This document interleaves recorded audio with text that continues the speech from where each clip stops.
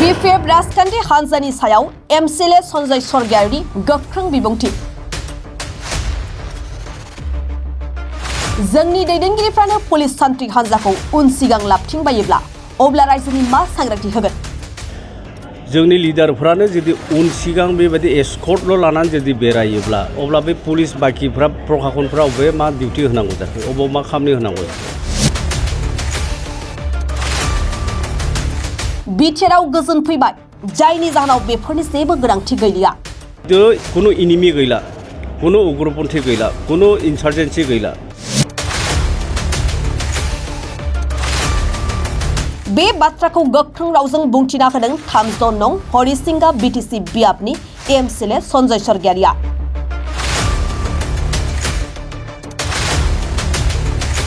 बावैसो सान सिगां बिटिसिनि बेरेखा राजखान्थि हान्जा महरै गसंनाय BPF हान्जानि सासे दैदेनगिरिया गावसोरनि खुंथाय समाव साफ्रोमबो मावफुं सोद्रोमा थामहिनबा EMफोरनि गारिनि उन सिगां एस्कर्ट गारिया खारोमोन। बेफोरबायदि गोहोआ नाथाय दानि सरकारनि समाव गैलिया होननाय बाथ्राखौ लानानै गोख्रों रावजों फिनजाथाय होदों MCLA Sanjay Swargiaryआ।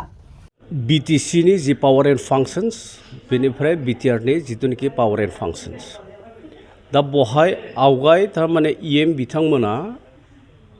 बिथांमोन बुंनाय बायदिब्ला उन सिगां बेबायदि माने एस्कर्ट मोनो बा लानानै बेरायोमोन बिसोरो केबिनेट पर्यायाव। आरो बिथांमोना दायो बुंदों जे BTRनि EMफोरा बेबायदि एस्कर्टबो मोनला।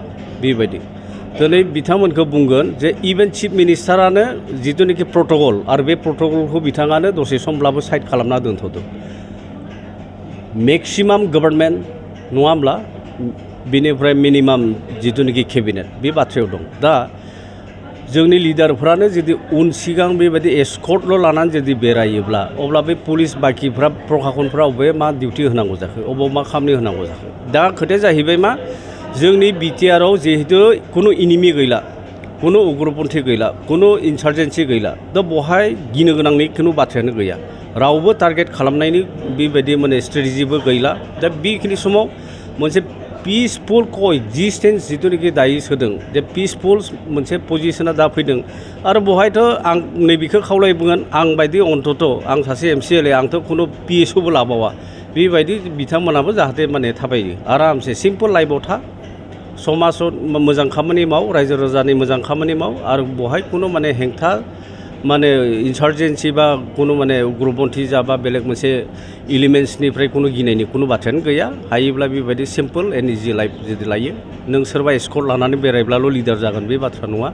देनां जेब्ला बिथांमोनहा जि फैगोन अब्लालाय लाब्लानो जाबाय बिथांमोना। खिन्थु एज अफ नाव दिनैनि थारिखआव प्रमद बर' बिथाङाबो खुब बेबायदि मोनसे प्रट'कल मेनटेन खालामा। बिथाङाबो इभेन डिपुटि चिफआबो बारा मेनटेन खालामा। आरो बेनो जाहैबाय जोंहा मेक्सिमाम गभर्नमेन्ट जानांगौ, बे बाथ्राखौनो जों बुङो।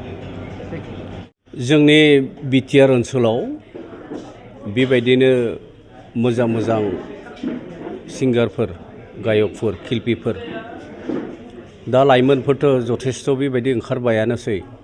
आरो बेबायदिनो मोजां मोजां सिंगारफोरबो जोंनि बे BTR ओनसोलनिफ्राय ओंखारबाय थानायखौ जों नुनो मोन्दों। दा जाय बिथांमोनानोखि आजि 30 बोसोर 40 बोसोर सिगां आरो बिथांमोना मुंदांखा हिसाबै मेथाइ खनबोदोंमोन, दा बैफोरबायदि इन्डिभिजुवेल, बैफोरबायदि सिंगारफोरा दिनै गोग्लैसोना थाबाय। बिथांमोना गोग्लैसोनाय थानाय खारना जाहैदों जे आर्थिक अबस्थाया खुब मोजां नङा। आरो बिनिखायनो जोंनि BTR गभर्नमेन्टनि कालचारेल एफेयार्स डिपार्टमेन्टनिफ्राय बिथांमोननो चेक राननाय बेबायदि होनाय जादों। आरो बेवहाय माने 10,000 रां आरो 15,000 रां बेबायदि होनाय जादों। दा जोंनि समस्तिनिफ्राय, हरिसिंगा समस्तिनिफ्राय जोङो 3 बेबायदि सिंगारनो जोङो चेक दिनै रानना होनाय जाबाय। आरो बिनि गेजेरावनो ग्लेक्सन दैमारि, महेश राभा आरो पुष्प हाजरिका 3 बिथांमोना खुब मोजां गायक। आरो खालमानसि माने नेक्स्ट फिनान्सियेल इयाराव जों आरो 7 बेबायदि आरो सिंगारफोर जोङो हरबावगोन। दा जोङो कालेक्सन खालामगासिनो दं लिस्ट। जाय बिथांमोना सिंगार खालामनायनि गायकनि माने सार्टिफिकेटबो थानांगोन। सिंगार जानायनि जि माने सार्टिफिकेट माने अल इन्डिया रेडिअ इउनियन जाथों बा मोनसे कालचारेल अफेयार्स डिपार्टमेन्टनिफ्राय मोननाय बेबायदि सार्टिफिकेट नांगोन आरो बेबायदि जाय बिथांमोनानोखि दं बिथांमोननोनो जोङो अनसुंथाइ जोंनि बिटिआर गभर्नमेन्ट प्रमद बर' बिथां दैदेननाय आरो दावबायसा बिथां दैदेननाय जि कालचार अफेयार्स डिपार्टमेन्ट आरो बिनिफ्राय जों बिथांमोननो बे रांनि अनसुंथाइखौ होनाय जादों।